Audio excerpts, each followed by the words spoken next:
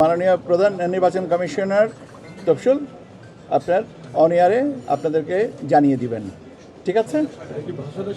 ভাষণে উনি জাতির উদ্দেশ্যে ভাষণ দেবেন, এখানে তফসিল ঘোষণা করে দেবেন।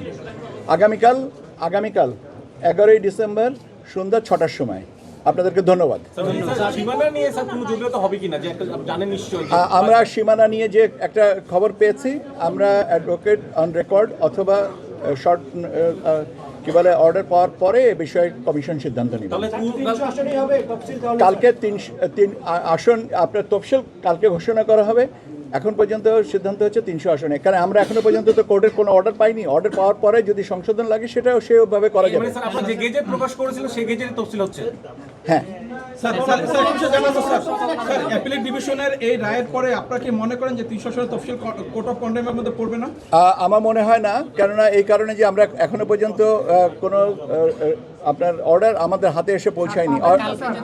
ভাই আমরা পাই নাই, যখন যেটা পাইনি সেটার উপরে নিয়ে কথা বলার থেকে না বলাটাই ভালো। আমি আপনাদেরকে আবারও বলছি, আগামীকাল সন্ধ্যা 6টার সময় জাতির উদ্দেশ্যে ভাষণে মাননীয় প্রধান নির্বাচন কমিশনার তফসিল ঘোষণা করবেন।